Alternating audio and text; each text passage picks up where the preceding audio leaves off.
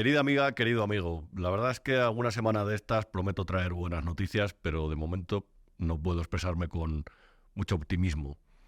Una semana más, la sombra de la infamia ha vuelto a cruzar España hasta tal punto de que parece que el ambiente se ha presentado ensombrecido. Parece que la atmósfera, después de la aprobación de la ley de amnistía y después de las últimas informaciones que hemos conocido sobre el tráfico de influencias del entorno de Pedro Sánchez, decía que parece que la sombra del mal, la sombra del pesimismo y de ese tipo de ingredientes tóxicos que acompañan a un país cuando se encuentra en decadencia, su gobierno o el país mismo, esas sombras nos están ocultando el sol o nos están ocultando cierta esperanza en que el futuro la cosa podría mejorar.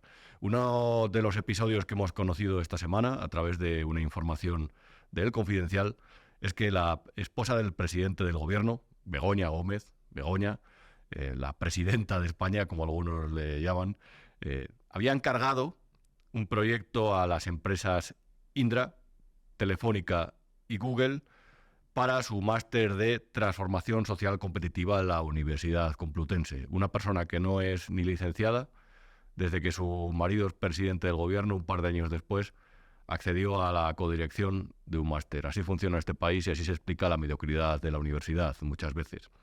Pues bien, a estas tres empresas que te nombraba, Indra, Telefónica y Google, les encargó o les propuso una especie de software, de desarrollo de software, de aplicación sobre sostenibilidad, ese concepto que nunca realmente he sabido muy bien lo que significa o lo que oculta, aunque desde luego yo intuyo que no son cosas muy positivas. Les encargó el desarrollo, decía, y ese trabajo estaba valorado en 150.000 euros, según El Confidencial. Pues bien, ninguna de las empresas cobró una remuneración por esto. Es decir, trabajaron de forma altruista para Begoña Gómez. Llama mucho la atención porque, es decir, yo no sé si esto será ilegal, no estoy acusando a nadie de haber cometido ninguna falta ni ningún delito, ni mucho menos a Begoña Gómez, pero desde luego, bien no huele. Porque es evidente que en estos casos la esposa del presidente del gobierno, la mujer, ha utilizado su influencia primero para mantener reuniones al más alto nivel dentro de estas compañías y para conseguir proyectos para su máster. El Confidencial revelaba también, como abundaremos posteriormente, lo hacía este jueves, que Begoña Gómez tiene una empresa en la que ha registrado este software, que reitero, desarrollaron gratis. Lo tuvo, como quien dice, por la cara. Llama mucho la atención porque hace unas semanas el presidente del gobierno salía para decir que se tomaba 5 días de reflexión porque a su familia le estaban atacando. Eso fue el 25 de abril, perdón. Como podemos ver en esta imagen, el día 16 de ese mes ya sabía Begoña Gómez, ya le había comunicado el juzgado número 41 de Madrid que estaba investigada, que estaba imputada, como se decía antes, que se buscara un abogado y un procurador porque el juez estaba investigando sus actividades. Reitero, la presunción de inocencia ante todo. Aquí nadie está culpando a nadie de ser culpable de nada, pero estaba investigada. Y dijo Pedro Sánchez en su discurso que solamente había tenido constancia de unas diligencias previas, de la apertura de unas diligencias previas sobre la actividad de su mujer, a partir de una denuncia del sindicato Manos Libres que dijo que era ultraderecha, que formaba parte de esa máquina del fango. 5 días después de publicar esa carta, nos perdonó la vida en un vídeo que ahora mismo, a sabiendas de este hecho que puedes ver en esa imagen, de esa información de la gran periodista independiente Irene Dorta, ahora cuando se ve el vídeo, como vamos a ver en este corte, se observa la tomadura de pelo que fueron las palabras del presidente. Echa un vistazo. En ella les planteaba si merecía la pena soportar el acoso que desde hace 10 años sufre mi familia a cambio de presidir el Gobierno de España. Hoy, tras estos días de reflexión, tengo la respuesta clara. Si aceptamos todos, como sociedad, que la acción política permite el ataque indiscriminado a personas inocentes, entonces no merece la pena. Mentía. mentía, como es obvio, o manipulaba con esa actitud, ¿cómo se llama?, de pasivo-agresivo, o de victimista, es decir, una actitud victimista. Estamos en la sociedad de la victimización, siempre funciona. Siempre que alguien asegura que le ocurre algo negativo, parece que siempre obtiene una empatía que muchas veces no es crítica. Y eso ocurrió en este caso. Es cierto que las movilizaciones a las que alentó después de presentar esa carta fueron básicamente de afiliados, pero también es cierto que una parte de los ciudadanos parece que a través de mensajes le han respaldado. Eso funciona, ese recurso funciona. Y eso evidentemente no habla muy bien de una parte de la ciudadanía, que es la que sostiene al presidente y la que le permite dar este discurso a sabiendas de que puede ser efectivo o que puede cumplir su cometido. Pues bien, Begoña Gómez está investigada por sus actividades por un juzgado.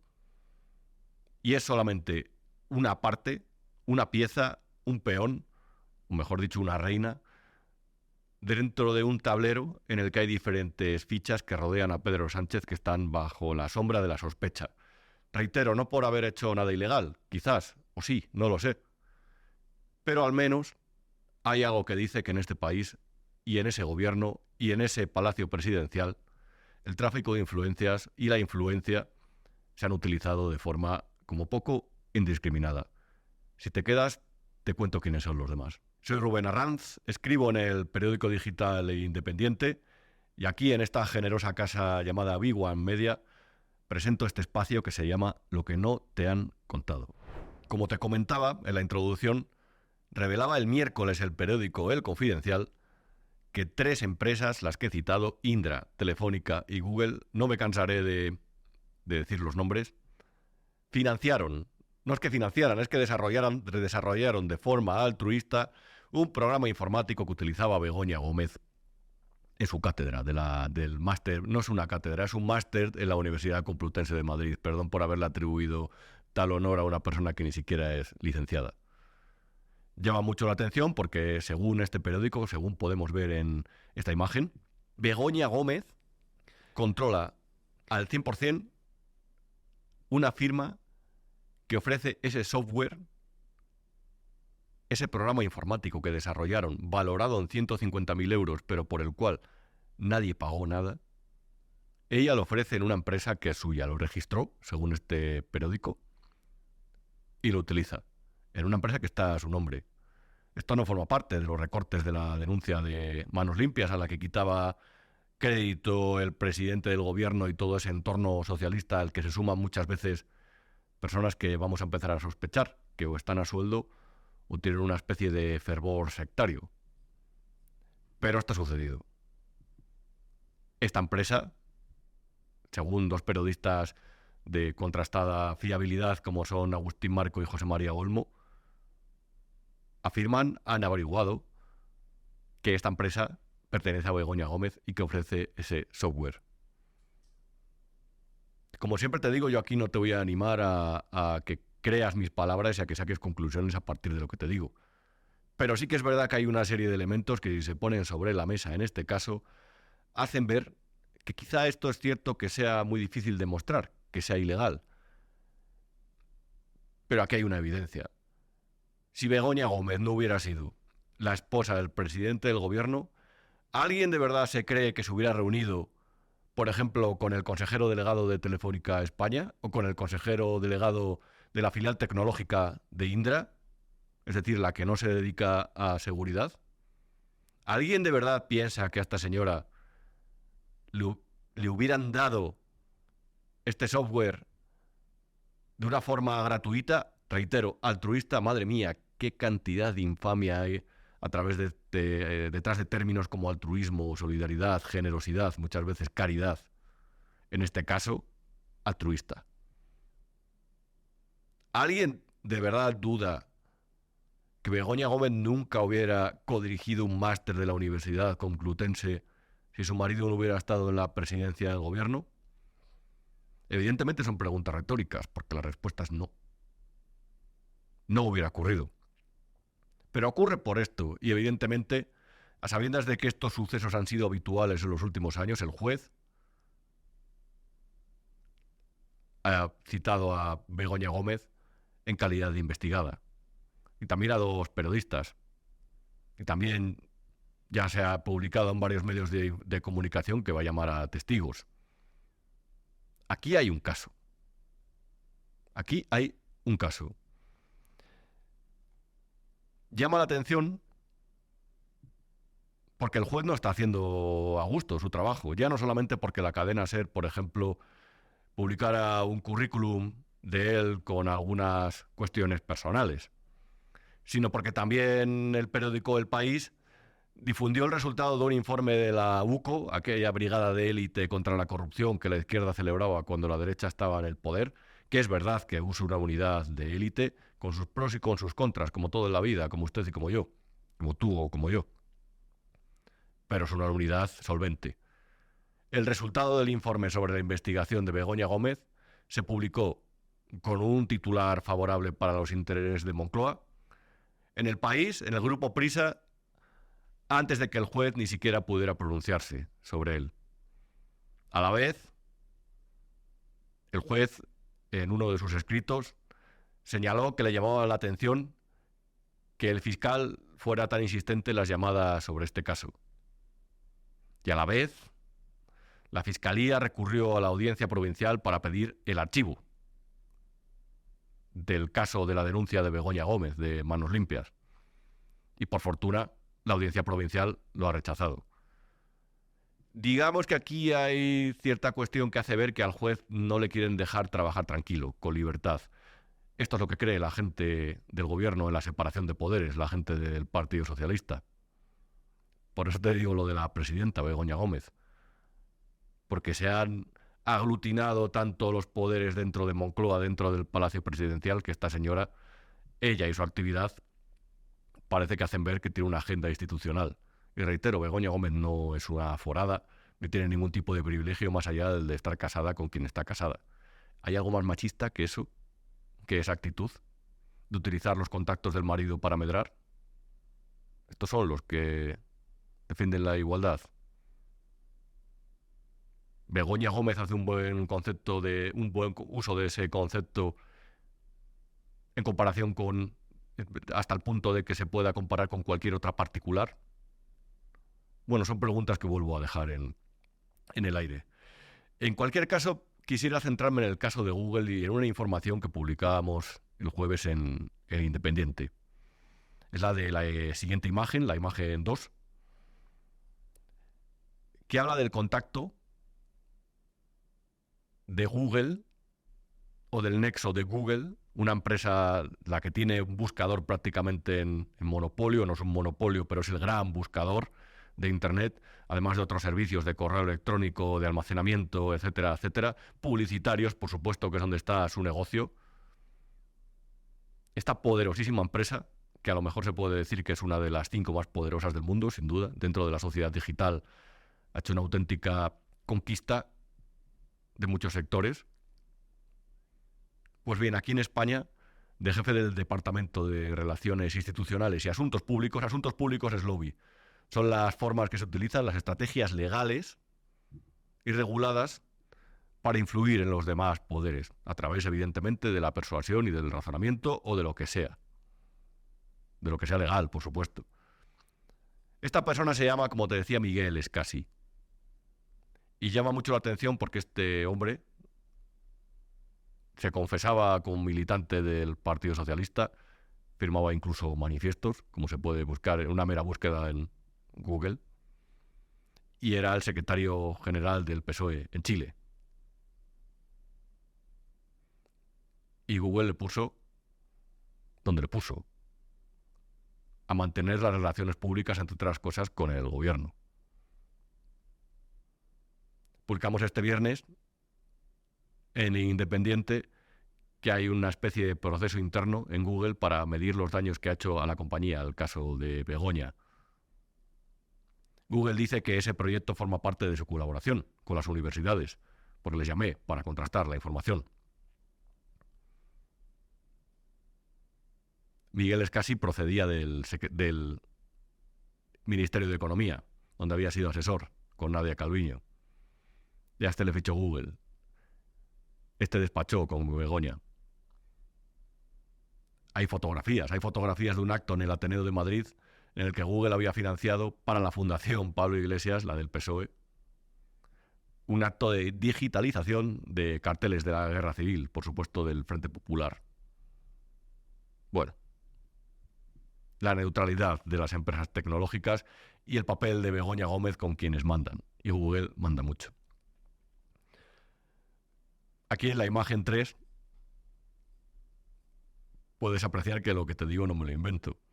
Esto es del propio LinkedIn de este señor, de la propia cuenta del LinkedIn de este señor, y ahí se aprecia que en el 20 aniversario de Google España acudió Begoña Gómez y él le dio las gracias. Bueno, las amistades peligrosas lo podríamos llamar.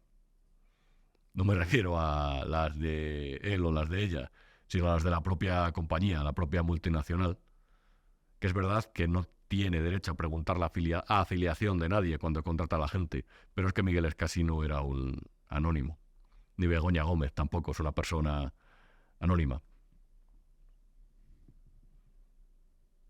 Manos Limpias ha sido el sindicato que ha denunciado, y es verdad que en el pasado tiene casos y algún comportamiento que desde luego muchos medios de comunicación han cuestionado.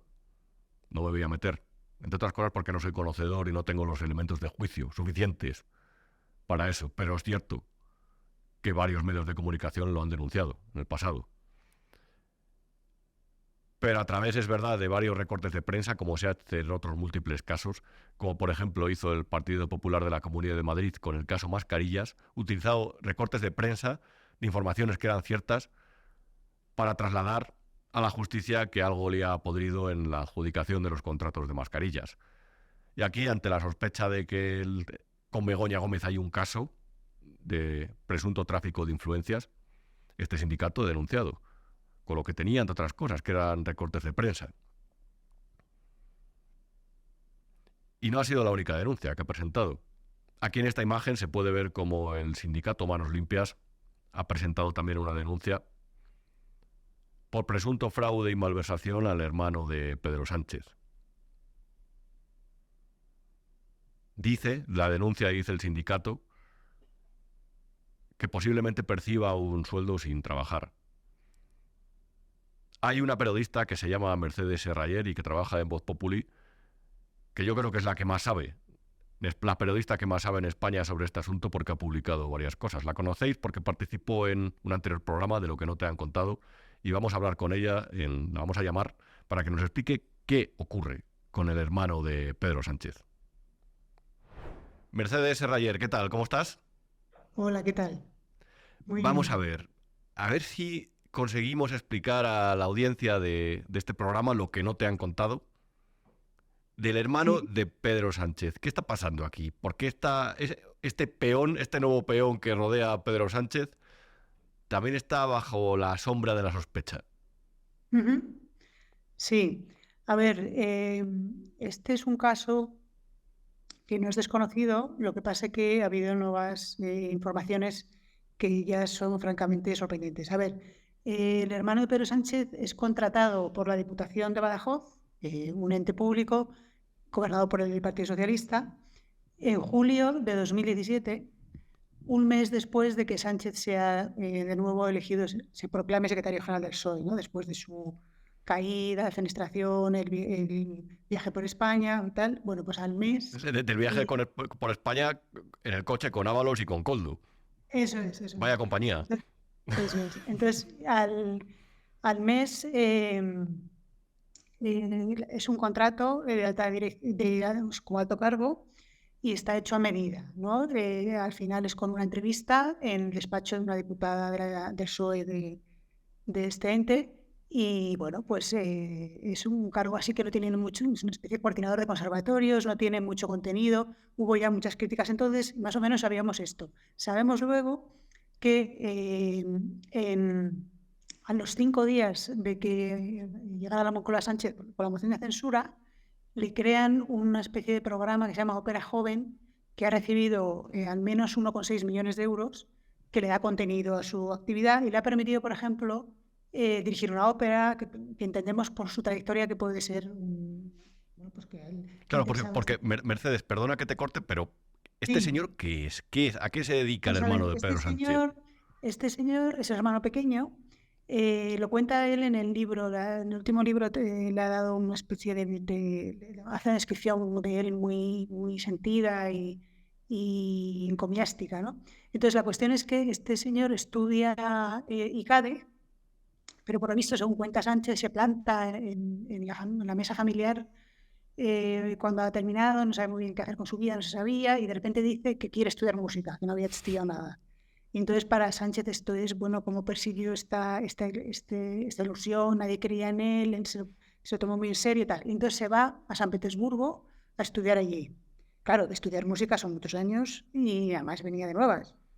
Y entonces ya se pierde ahí un poco, sabemos que está ahí unos años y su trayectoria a partir de ahí es poco clara. O sea, tiene algunas colaboraciones, pero no hay nada muy concreto, ni muy definitivo, ni muy consolidado. Él además tiene un Hasta nombre que aparece artístico, ¿no? aquí... Él tiene un nombre artístico. Sí, David Azahara, se pone este nombre artístico, hasta que aparece en el 17.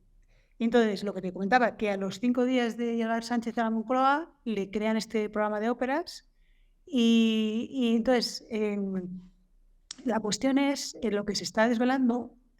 Primero, que se empieza a conocer a final de año, esto lo desveló el debate, que que no va a trabajar, que no aparece por la Diputación y que se ha mudado a Portugal. Y sabemos que Badajoz capital está como a 10 kilómetros de la frontera, vamos, un poquito más, pero poco. Y entonces que hay en la localidad de Elvas que parece ser que estaría residiendo allí. Eso es lo que informa el debate.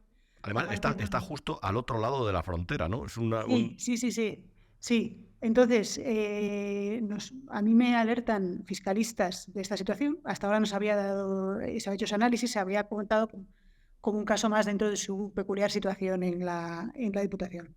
Bueno, pues entonces nos paramos con ello y entonces accedemos a sus declaraciones patrimoniales. Entonces, la sorpresa es ratificar que es residente fiscal en Portugal desde el 21 y que no presenta IRPF. Hay dos elementos. Por un lado que es francamente llamativo. Es francamente llamativo para cualquier contribuyente.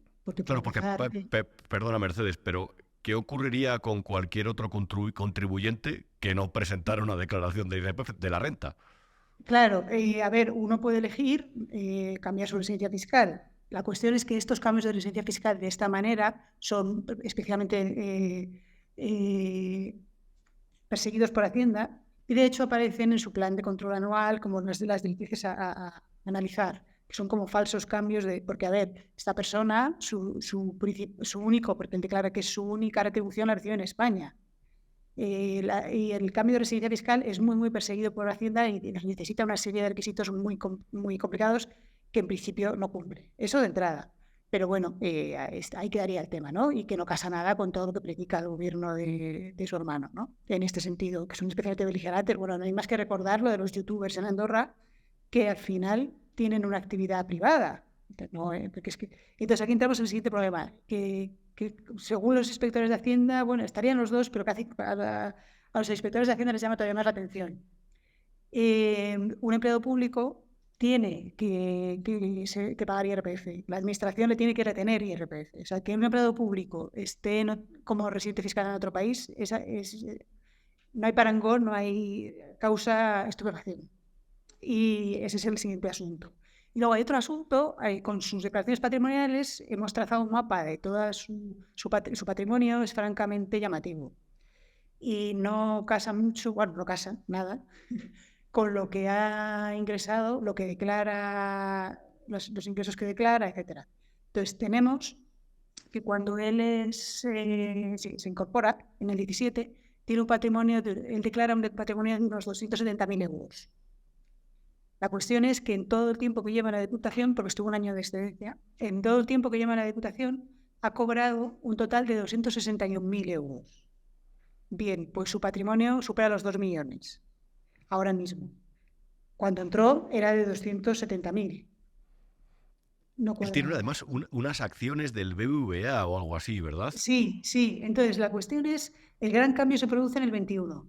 cuando vuelve, porque él precisamente se va de excedencia en la pandemia, al final de la pandemia. Entonces, de repente vuelve y pasa de este patrimonio en torno de los 270.000, pasa ya a 1,4 millones. Y el gran cambio son las acciones. Tenía unas acciones de BBVA, pero se multiplican de una manera impresionante en este periodo. Y además, de repente también declara 100 y pico mil euros en criptomonedas.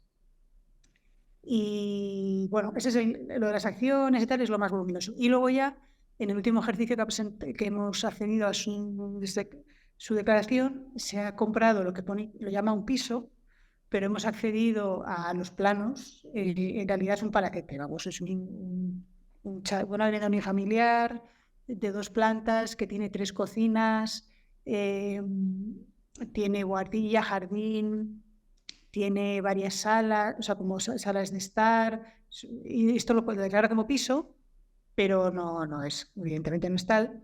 Y también bueno, hay una serie de adquisiciones importantes en este último año, o sea, que no cuadran los datos que él proporciona, porque además él asegura que es la única retribución que recibe es la de la Diputación. Porque Pero, Mercedes, mi pregunta es, ¿él se ha pronunciado sobre esto? Porque evidentemente estas informaciones, por lo menos, digamos que la sombra de la sospecha no la disipan sobre él. No, desde luego. No, él no se ha pronunciado. Hemos tenido, por un lado, el delegado del gobierno en Extremadura, que reconoció en COPE Extremadura, o sea, unas declaraciones que quería quitarle hierro al asunto, pero reconoció que es residente fiscal en Portugal y que no tributa aquí. Y entonces, unas declaraciones bastante llamativas, porque empezaba a decir que, bueno, como cualquier periodista, que no se entendía muy bien. No es mi caso, desde luego. Yo no me puedo comprar un palacete. Desde luego, que no le parece que no sea, o sea, que es ético, que no hay ninguna ilegalidad, ¿no? Y que es ético. Hizo estas declaraciones el delegado del gobierno en Extremadura y ahí reconoció que no es residente fiscal en España. Y luego hemos tenido, la Diputación de Badajoz ha tenido que abrir una comisión de investigación a instancias del PP. Entonces, en su conformación, no se habló nada, o sea, los representantes de la Diputación no dieron explicaciones del tema, como cabe imaginar. Veremos a ver si a lo largo de su desarrollo llegamos a algo. Y luego el presidente de la Diputación ha hecho alguna declaración y también fue muy llamativa, a COPE Extremadura también. Entonces dijo, al final, lo que vino a decir es que sí que le están reteniendo, pero seguridad social. O sea, que en realidad no tributa aquí, pero sí que cotiza la seguridad social para tener pensión. Entonces, pero, vamos a ver, Mercedes, con todos estos elementos sobre la mesa, y tú que yo creo que eres la periodista sin duda que más y mejor ha informado al respecto, ¿tú qué opinas de esto? ¿Qué está pasando aquí? Que será que seguramente lo que la persona que está viendo este programa que se pregunte, ¿qué pasa aquí con este señor? ¿Por qué nadie hace nada? ¿Por qué ha recurrido a este tipo de estrategias para engordar su patrimonio? Es francamente surrealista. Pues a ver, no sabemos. Yo he publicado que hay inspectores de Hacienda y también altos cargos, imputados que se han puesto en contacto conmigo. Les llama mucho la atención porque es que además él, como hermano del presidente del gobierno, pero incluso él mismo, él es lo que se llama un PEP, una Public Spokesperson, que es una normativa de la Comisión Europea, que esto lo controlan los antiblanqueo, el famoso SEPBLAC, que es el Servicio de Control de Blanqueo. Entonces, las personas en grado de primero o segundo grado de relación familiar con un político alto cargo, en este caso además lo es, porque es alto cargo, y los altos cargos también de la administración local también entran. Hay un control de blanqueo muy grande porque pueden ser utilizados como testaferros del político. O sea, un político que quiere ocultar una serie de ingresos, pues luego deriva a sus familiares, ¿no? Y de hecho me cuentan que el escrutinio es muy, muy grande. O sea, que la madre pensionista de un diputado está todo el día con bancos, preguntándole por cualquier movimiento pequeño, que esto es muy habitual. Entonces, llama mucho la atención esta situación, ¿no? De que si puede ser que sea alguna manera de blanquear de alguien o de actividades del mismo, si él pensaba que no iba a ser muy escrutado, que no se iba a analizar su situación o no se iba a descubrir todo. Y bueno, pues evidentemente la Diputación, pues nos podemos imaginar, la Diputación sigue siendo el PSOE, era del PSOE cuando le... Y bueno, luego ya hay disquisiciones políticas curiosas, porque al final se le contrata justo al mes de que el hermano sea que se proclame secretario general, pero el proceso venía de antes, el proceso de creación de la plaza, pero es que el presidente de la Diputación era sanchista, a diferencia de casi todo el PSOE de Extremadura, que eran susanistas en aquel entonces. Qué casualidad. Hizo esta apuesta. Y bueno, le salió bien. Y luego, ahora, casualmente, este señor se acaba de proclamar secretario general del PSOE de Extremadura, que ha tenido también sus disquisiciones, pero ahora mismo ya lo es. De hecho, aprovechó el pleno famoso en el que se estaba discutiendo sobre las actividades del hermano de Sánchez para proclamarse contendiente de María Guardiola, ¿no? Así que, bueno, pues... Claro. Mi pregunta es, ¿y qué te dice la agencia tributaria? ¿Qué te dice Hacienda? Porque por lo menos yo concluyo de lo que nos has contado, que hay algo aquí que por lo menos resulta sospechoso, que hay algo aquí por lo que a lo mejor a otros ciudadanos les habían lanzado una inspección ya. Sí, a ver, este es un tema, estoy de acuerdo, lo que pasa es que esto tiene sus aristas, porque tampoco sabemos realmente si tiene una inspección en curso, eso no lo podemos saber. Sabes que Hacienda no puede, aunque no lo parezca por cómo se comportan algunos ministros, pero bueno, Hacienda no puede revelar datos fiscales de nadie, ni puede aludir a ningún contribuyente. Por ley no puede entrar en esos asuntos. Entonces, nosotros no sabemos si tiene ya un proceso iniciado, no sabemos si se lo van a iniciar, no lo sabemos. Hay tiempo todavía, es que hay 4 años desde que tú presentas tu declaración de un ejercicio, tienes 4 años, o sea, podríamos decir, en el 21 es el primero que no declara, pues a lo mejor a partir de ahí hay 4 años para mirarle. Del 22, otros 4 años más, o sea que tiempo hay. Desde luego llama mucho la atención y ya te digo que aparte de los inspectores que he podido comprobar que están bastante estupefactos con esta situación, también ha llamado mucho la atención, ya te comentaba, de altos cargos, también por el lado del blanqueo. Lo que pasa es que el SEBLAC, este servicio de control del blanqueo, no actúa de oficio, no puede. Solo es si le presenta una denuncia. Esa denuncia podría venir de la agencia tributaria o de Hacienda. Podría venir también de lo que se llaman sujetos obligados, que son bancos, abogados, notarios. De momento, por lo que yo he podido saber, no hay nada en curso, pero bueno, también es un organismo que intenta, que puedes tener contacto con una parte de él, pero que otra está iniciando un proceso, no lo sabemos. De momento no ha trascendido nada y bueno, en fin. Y luego también tenemos la responsabilidad de la Diputación de Badajoz, Claro. que permite todo esto, ¿no? Pero ya para terminar, Mercedes, simplemente como curiosidad, ¿tú como periodista podrías comprarte un palacio o acumular un patrimonio de 2 millones de euros en contestación con lo que dice la persona de la Diputación de Badajoz? Desde luego que no, yo creo que cada uno, y cada situación es en particular, pero cada uno podemos hacer un análisis de nuestra situación y nuestro patrimonio y nuestra capacidad de ahorro y demás, y llegamos a la conclusión de que es imposible. Hay gente, desde luego, a la que no le afecta mucho la inflación. Mercedes Serraller, muy interesante y a la vez extraño. Muchas gracias por una semana más estar con nosotros en Lo que no te han contado. A vosotros. Un abrazo, Mercedes. Como sabrás a estas alturas, el presidente del gobierno nos tiene entre ceja y ceja. No le gusta la información independiente, no le gusta la información libre. Quien cuenta lo que no quiere que te cuenten dice que pertenece a la máquina del fango, que es lodo esa información. Y ha hecho incluso un llamamiento a los ciudadanos para que vengan a por nosotros, para que condenen lo que él llama el pseudoperiodismo, que desde luego no es lo de los medios que hablan bien de él, sino los que, como en esta casa, nos expresamos simplemente dando los datos y los análisis sobre lo que ocurre en realidad, que es muy diferente a lo que dice la propaganda. Realmente es una pequeña aportación, pero que puede generar resultados muy grandes. Por aquí informamos con libertad en los diferentes programas. Y esa libertad, si tú la apoyas, creo que estarás apoyando un periodismo mejor, una información mejor, unos análisis más completos, certeros y libres, y desde luego un país mejor. Así que creo, sinceramente, que es una gran idea hacerte socio del Club Big One Media. Bueno, pues ya lo has visto. El hermano de Pedro Sánchez, ese estudiante de ICADE que de repente tiene una epifanía, quiere ser músico, viaja a San Petersburgo a formarse, vuelve, accede a un puesto público en Badajoz, de repente se descubre que se ha trasladado a Portugal, como los millonarios y los desencantados, los millonarios que querían beneficiarse de las medidas fiscales favorables de Portugal. Un medio que publica que no va a trabajar, otros que acceden a sus declaraciones patrimoniales y ven que algo no cuadra, criptomonedas, acciones del BBVA, el hermano de Sánchez.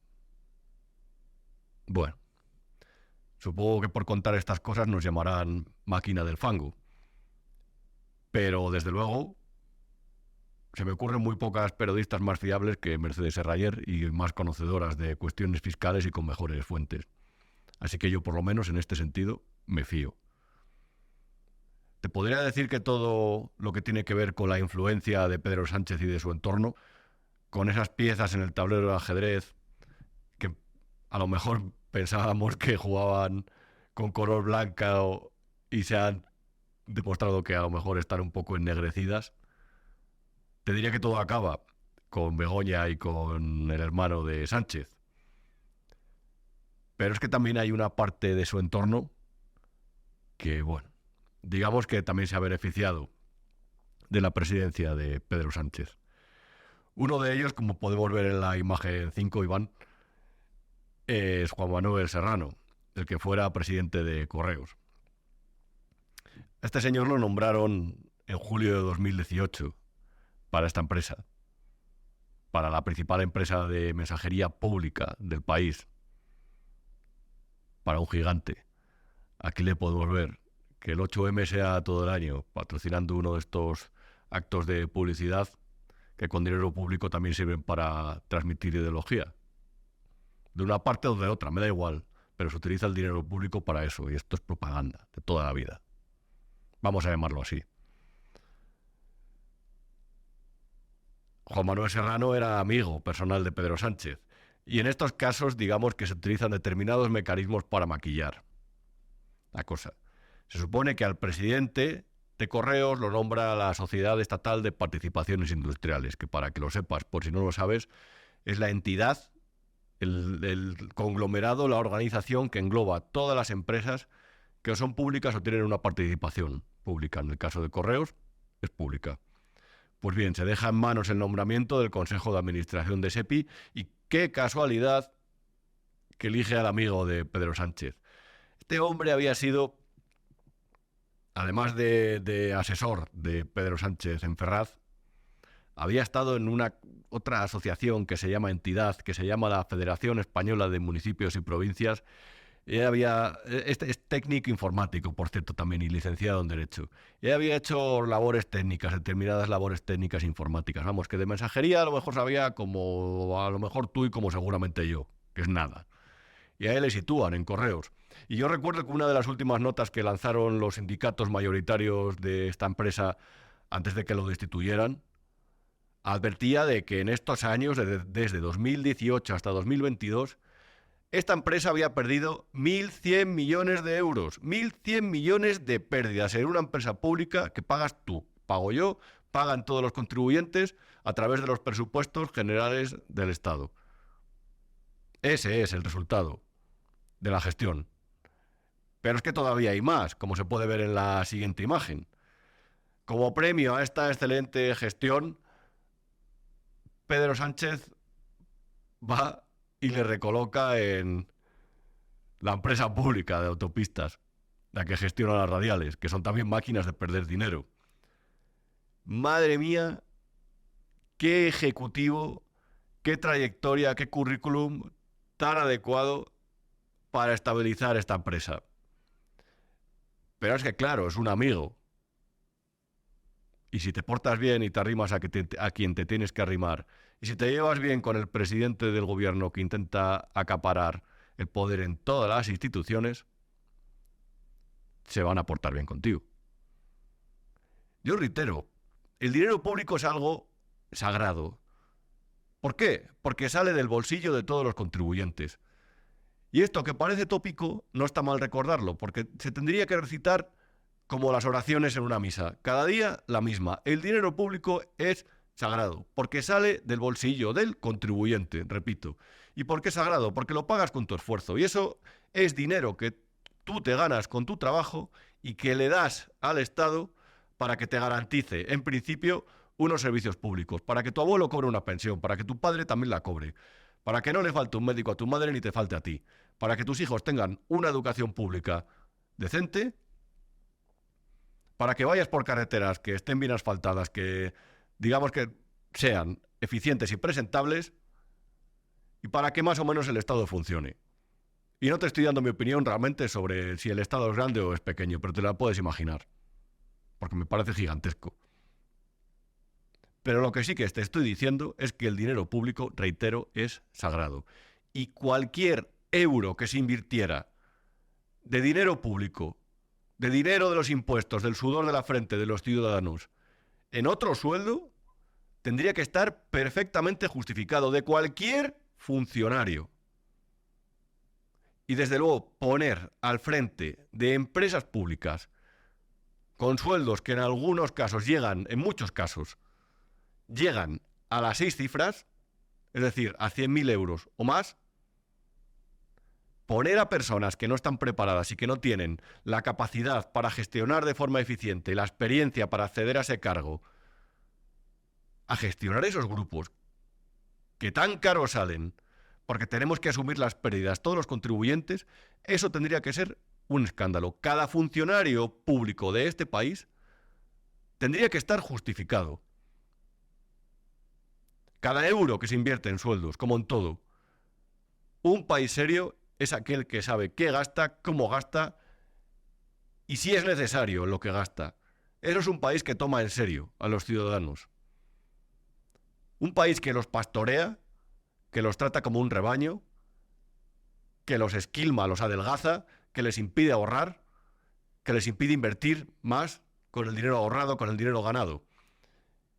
Y un país que se gasta eso en cosas como poner al frente de las empresas públicas a amigos, no es un país serio.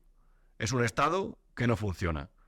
Es algo que a lo mejor sobre el papel se llama democracia pelera, pero a lo mejor en la práctica no lo es. Y te reitero, esto no es una cuestión de este gobierno. Esto lo hacen todos. Todos. Si te arrimas al poder, a lo mejor tienes más opciones que otros que ganar un buen sueldo. Y a lo mejor, como en el caso de Begoña Gómez, no hace falta que te nombren nada. A lo mejor con ir de parte de es suficiente. Y eso de ir de parte de forma parte de otro sistema arcaico, donde te colaban por conocer a quien tenías que conocer, donde alcanzabas determinados puestos porque estabas cerca de. Esto es la meritocracia. Así van a animar a los ciudadanos a que se esfuercen día a día para medrar, a que emprendan, a que tengan iniciativa, a que monten sus empresas y se esfuercen por sacar un servicio, un bien, por ofrecer servicios y bienes adelante y hacer un dinero, hacer un patrimonio. Con esto van a motivar a la gente que viene de abajo para esforzarse, para trabajar, para luchar, para llegar alto a sabiendas de que cuando alcancen cierto nivel no van a poder molestar a esa clase, vamos a llamarla así, porque es una clase que es estanca, que es opaca desde fuera, que se protegen entre ellos, que se reparten sueldos y que te hacen pagarlos a ti. Esto no es una estafa. Esto es una estafa. Y esto los votantes lo tienen que saber antes de cualquier elección. Y tienen que saber que lo hacen todos, en mayor o menor medida. Pero reitero, nosotros somos periodistas. Y nosotros somos gente que aquí, nosotros y tú, que somos críticos. Si no fueras crítica, estoy seguro que no estarías viendo esto. Y nuestra misión es enterarnos de esto.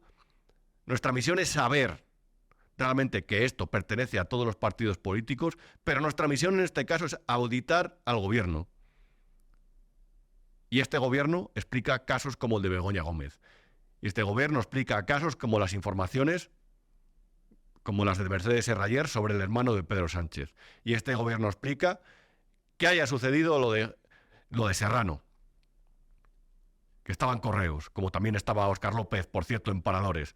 Otro que también sabía muchísimo del sector turístico, como la mujer de Rodrigo Rato, que también estuvo allí. Es que es un escándalo, es que es una estafa, es que es una broma pesada. Seguimos con más amigos de Pedro Sánchez. La que era directora de comunicación de Moncloa, la que podemos ver en la imagen 7, Maricha Ruiz, que ahora está en Atrevia, la consultora Atrevia, ha abandonado este puesto. Pues hasta Pedro Sánchez, cuando salió de Ferraz, donde no tuvo pocas broncas con medios de comunicación, créeme, a esta persona le situó en el hipódromo de la Zarzuela, otra entidad pública. ¿Qué sabía ella de hipódromos? Pues igual, lo que yo. De hecho, no sé ni por dónde se va. A lo mejor ella sí que lo sabía. Pero ahí estuvo de presidenta. Otra del círculo de Pedro Sánchez. Hay muchos casos. Aquí en esta imagen está el de Luis Miguel Fernández Aparicio, amigo de jugar a baloncesto con Pedro Sánchez. Uno que, digamos, es experto en todas esas cosas que ves en pantalla. Un antiguo policía que de repente se hace experto en ciencias de la seguridad, terrorismo contra inteligencia, geoestrategia internacional. Bueno, se incorporó a la Sociedad Estatal de Participaciones Industriales en 2020. Esto es un currículum oficial. Entre 2017 y 2020 había sido el jefe de seguridad en la sede del PSOE en Madrid. ¿Qué pasó en 2017? Que fue cuando Pedro Sánchez tomó el control del partido, de nuevo. De aquí su amigo. Y como ves en la última línea del currículum, entre 2001 y 2017 había sido policía municipal. Pues bien, hay una información del debate que dice que Sánchez creó en plena pandemia una plaza de directivo de SEPI para colocar a este amigo suyo, que posteriormente fue a trabajar a Moncloa también. Otro amigo colocado. Ahí en Moncloa y en otros ministerios puede coincidir con los 860 asesores que se calcula que tiene el gobierno. 860. No digo que no sea necesario que los ministros, los secretarios de Estado y los miembros del gobierno tengan buenos asesores, porque nadie tiene que saber de todos los temas. O por lo menos no tiene que tener excelencia a la hora de abordarlos. Pero 860 sueldos, son muchos millones de euros al año. ¿Están todos justificados? ¿Por qué no lo preguntas tú que pagas, querido oyente o espectador? Es escandaloso, es completamente escandaloso.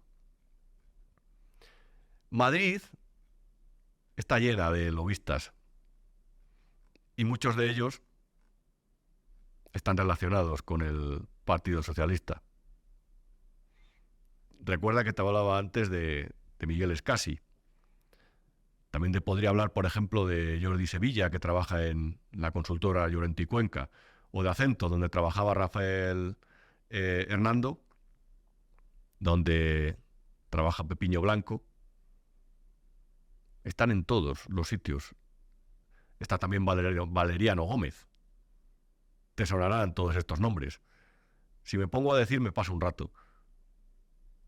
Porque posteriormente también tenemos casos que llaman desde luego mucho la atención. Está Maurici Lucena, que está en AENA. Está Carlos Ocaña. Carlos Ocaña, recuerda, le dedicamos un programa aquí en Vivo Media. Consejero de Telefónica. El coautor del libro en el que se basa la tesis de Pedro Sánchez.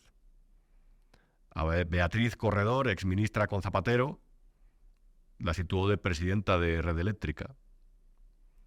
A Israel Arroyo en el Instituto Nacional de Estadística, importantísima institución. Los datos son los datos y los datos tienen que ser creíbles. A Raúl Blanco en Renfe. A Miguel Sebastián, ¿recuerdas Miguel Sebastián? Madre mía. El profesor que un día donde Ferreras da lecciones de economía y en otro te hablaba de los efectos de la pandemia. Todólogo. Fue ministro de Industria.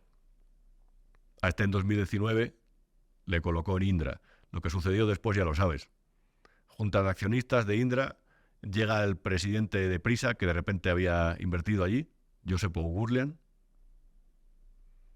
le dice que hay que cesar a 6 consejeros, a 5 consejeros. Se hace la junta de accionistas, se cesan por sorpresa, casualmente son los críticos, se traslada el caso a la Comisión Nacional del Mercado de Valores, que es la que tiene que velar porque es el supervisor de los mercados, es el que tiene que velar porque si tú inviertes en bolsa, en cualquier acción, cosa que puede hacer cualquier ciudadano, ahí no haya anomalías, que nadie altere el precio, que nadie se coordine para subirlo o para bajarlo y que prácticamente, digamos, no intenten sacarte tu dinero o perjudicar tu inversión. El caso de Indra, del Consejo de Administración, del Consejo de Administración, quiero decir, sí, estoy en lo cierto ahí, se trasladó a la CNMV. ¿Sabes cuándo se resolvió? Te prometo que yo no había visto una cosa igual. 23 de diciembre. Yo lo llamaría casi nocturnidad. El 23 de diciembre, esto fue en verano, lo de Indra. Fíjate si habían tenido tiempo para reunirse. Lo hicieron cuando la gente se estaba yendo de vacaciones de Navidad. La reunión duró 5 minutos prácticamente. Más o menos, unos minutos más. Esto me lo cuenta una persona que estuvo allí, me lo contó. El supervisor dijo que en Indra, la Indra del gran Miguel Sebastián, la Indra que controla el PSOE, el gobierno realmente, a través de la Sociedad Estatal de Participaciones Industriales que te comentaba antes, recuerda el conglomerado donde están todas las empresas públicas. Pues bien, el supervisor de los mercados reconoció que había unos accionistas, 3 en concreto, que se habían coordinado antes de la Junta. Eso, hay casos en los que se ha penalizado, porque hay casos que se ha demostrado que es ilegal. Aquí, nada. Aquí se dijo que bueno, que existía pero que no había sanciones. Profesor Miguel Sebastián, como dice Ferreras todos los días cuando le llama. ¿Qué opina usted de esto? Usted es consejero de Indra desde 2019. Bueno, no sé si recuerdas a Pedro Duque, el astronauta, el ministro de Ciencia. Recordado exactamente, no sabemos muy bien por qué. Porque muchos proyectos no sacó adelante. No sé si te acuerdas cuando estaba Iván Redondo, de asesor de gran gurú del gobierno en comunicación, cuando se presentaron a todos los ministros, el último Máximo Huerta, que duró una semana, Máximo primero el breve. Ahí estaba Pedro Duque. Madre mía, tenemos a Pedro Duque de ministro. Qué mejor que un astronauta para que nos hable de ciencia.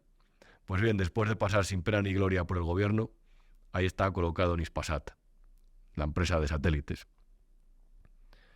Y ya no te digo lo que ocurre en los medios de comunicación públicos, porque ya te lo he contado en otros programas. Pero Miguel Ángel Oliver, el secretario de Estado de Comunicación durante la pandemia, ahí está la agencia EFE. La agencia EFE organizando cursos de toda la doctrina woke, haciendo podcasts ahora mismo. Miguel Ángel Oliver. Y la presidenta de RTV tuvo que romper su carnet de afiliada socialista, Concepción Cascajosa se llama, después de que le nombraran. Y lo rompió. Pero era afiliada socialista, militante. Antes estaba Elena Sánchez, de presidenta también interina. Elena Sánchez también era una consejera anteriormente elegida por el PSOE. Su marido, que se llama Pablo Mansilla, fue el director general de instituciones penitenciarias con Felipe González, en Moncloa. A su marido le contrató RTV para una cuestión de una operación inmobiliaria que quería hacer que nunca se hizo. Ahí estaba Zapatero, en Moncloa. Te estoy dando muchos datos, pero estoy seguro que si unes la línea de puntos puedes llegar, aunque puedes conformar una figura que te hace ver que aquí hay al menos un uso de la influencia, o al menos un uso del poder que puede cuestionarse. ¿Y qué te diré de quién va a aparecer en esta imagen? Que es la 9. ¿Te suena a este señor? Como dirían en un interrogatorio policial. ¿Has visto alguna vez a este señor de la imagen? El de la barba blanca, la calva y las gafas. Es José Félix Tezanos. Tezanos, el del CIS, el del Centro de Investigaciones Sociológicas, el que hace los sondeos y las encuestas electorales, el que publica artículos a pesar de este puesto institucional que tiene, en los que critica a la derecha. José Félix Tezanos es alguien que siempre se ha relacionado con el Partido Socialista. Hay un vídeo que me llama mucho la atención en uno de estos desayunos tan aburridos que hacen en Madrid, siempre en algún hotel como el Palace, en el Casino, que generalmente se supone que sirven para que un personaje de interés de la vida pública nos cuente historias y nos dé información, y al final en realidad muchas veces sirven básicamente para que los de siempre desayunen gratis. No te voy a mentir porque eso es así. En uno de ellos fue Tezanos y le preguntaron, pero oiga, ¿usted no se plantea dimitir después de todo esto? Echa un vistazo a este vídeo, lo que dijo. El CIS es una institución, insisto, no de lucha política, es una institución científica, es una institución que, aparte de las encuestas electorales, hace muchas encuestas, y los que piden, antes incluso de que se hubieran cerrado las urnas, ya estaban pidiendo ayer mi dimisión, pues se lo han debido tomar como una ocupación. Yo estoy acostumbrado a ello y desde luego, pues no lo sé, puede haber muchos motivos por los que hay que dimitir, pero si yo no lo voy a hacer. Yo creo que después de ver todo esto, si dijéramos vamos a hacer un equipo de fútbol con todas las personas, un 11 titular, con 6 en el banquillo, con 5 fuera de la convocatoria y con 7 canteranos. Imagínate que cada uno de ellos es alguien cuya figura, digamos, podríamos decir que es sospechosa por su cercanía con Sánchez, por su cercanía con el PSOE, que hasta que Sánchez no llegó a Moncloa, esta gente vivía peor, o por lo menos no ostentaba cargos o puestos de responsabilidad o de poca responsabilidad o de nula responsabilidad, pero siempre buen sueldo. Esto es lo que ha ocurrido en los últimos años. Y la verdad, sinceramente, como se ha centrado tanto el tiro en Begoña Gómez, más allá de contarte las novedades que se han producido estos días sobre ellas, que me parecen muy importantes, muy relevantes, tiene narices que la Fiscalía pidiera a la Audiencia Provincial de Madrid que archivara la denuncia de Manos Limpias. La Fiscalía, el Ministerio Fiscal, a la que se presume independencia, porque es la representante del Estado de los procesos judiciales. Ahí se ha posicionado otra vez del lado de los intereses del gobierno. Es que todo gira, cada vez giran más cosas alrededor de este presidente, el del discurso victimista. Madre mía. Begoña Gómez.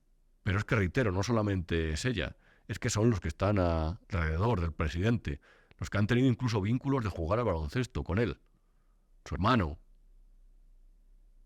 el que se fue a estudiar a San Petersburgo, el que quería ser mamá, quiero ser músico, mamá, quiero ser director de orquesta. Todos ellos. ¿Qué grupo hay? ¿Qué 11 titular? ¿Qué 6 suplentes? ¿Y qué 7 canteranos? ¿Y qué 5 fuera de la convocatoria se podría hacer a partir de toda esta gente que vive muy bien?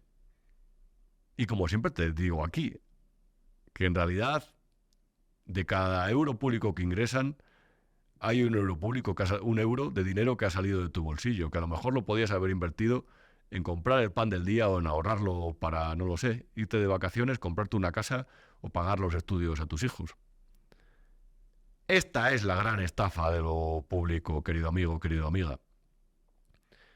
Y realmente al final lo que siempre te digo en estos programas, yo no te voy a llevar a sacar ninguna conclusión sobre esto, por lo menos a compartir las que yo te digo. Tienes que ser crítico, creo, sacar tus propias conclusiones y a partir de ahí tener tu propio pensamiento. Porque la información sigue siendo el bien intangible más importante que existe y más valioso.